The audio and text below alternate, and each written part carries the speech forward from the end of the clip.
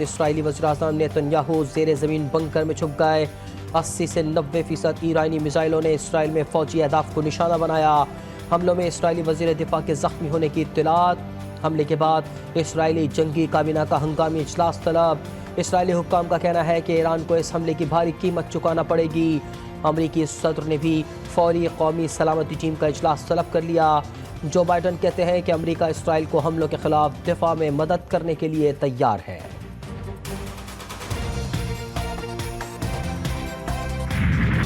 اسرائیلی فوج کی زمینی راستے جنوبی لبنان میں پیش قدمی۔ صہیونی فوج کی بھاری اسلحہ اور توپوں کے ہمراہ جنوبی لبنان میں داخل ہونے کی کوشش۔ کولا بارڈر پر پہلا حملہ، اقوام متحدہ کی آرمڈ فورس اور لبنانی فوج بھاگ نکلی۔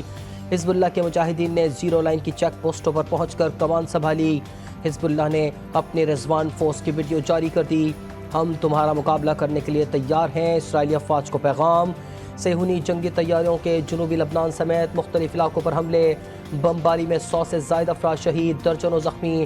جنوبی ریاست کے شامی دارالحکومت پر بھی وار۔ دمشق پر فضائی حملے میں خاتون اینکر سمیت 3 افراد شہید۔ حزب اللہ کے میڈیا تعلقات کے عہدیدار نے اسرائیلی دعویٰ مسترد کر دیا۔ محمد عفیف کا کہنا ہے کہ لبنانی سرحد میں دراندازی کا صہیونی دعویٰ سراسر غلط ہے۔ حزب اللہ اور قابض افواج کے درمیان کوئی براہ راست زمینی جھڑپیں نہیں ہوئیں۔ مزید کہا کہ جو بھی لبنان میں داخل ہونے کی ہمت یا کوشش کرے گا، ہمارے مجاہدین دشمن قوتوں کا مقابلہ کرنے کے لیے تیار ہیں۔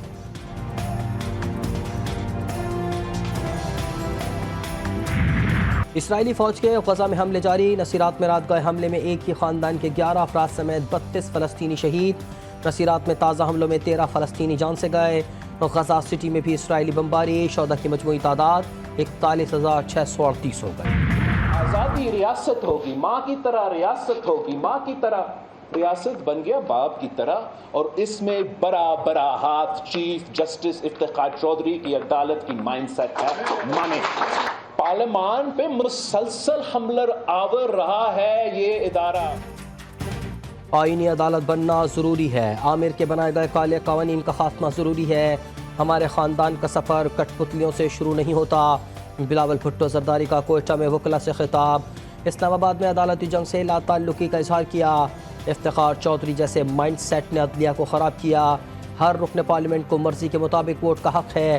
یہ بات درست ہے کہ آج کے حالات بہت اچھے نہیں ہیں، لیکن حالات تو تب بھی بہت برے تھے جب ایک ایسا فرعون بیٹھا تھا جس کے خلاف کوئی لب کشائی نہیں کر سکتا تھا۔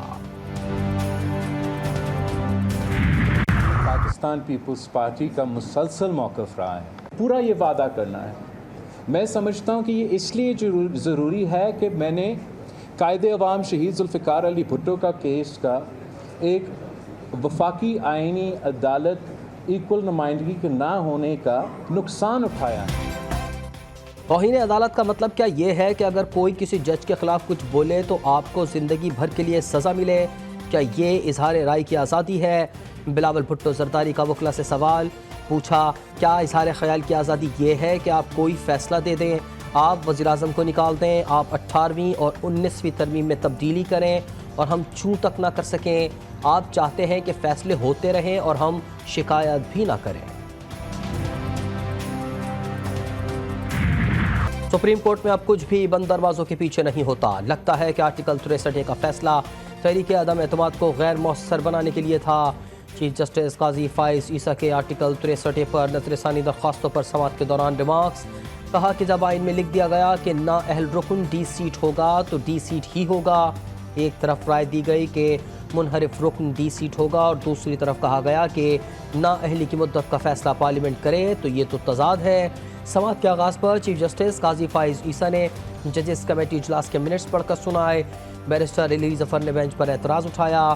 چیف جسٹس نے کہا کہ جو وکلا رہ گئے انہیں کل سنیں گے، آپ نظر ثانی کے حامی یا مخالف ہیں؟ علی ظفر سے سوال، میں مخالفت کروں گا، چیف جسٹس کو جواب۔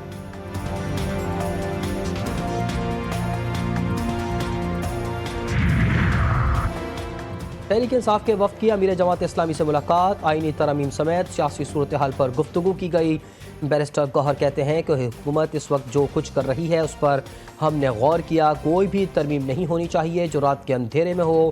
حافظ نعیم الرحمان بولے کہ چیف جسٹس اعلان کریں کہ آئینی ترمیم ہو یا نہ ہو وہ ایکسٹینشن نہیں لیں گے، منصور علی شاہ نئے چیف جسٹس آف پاکستان ہوں۔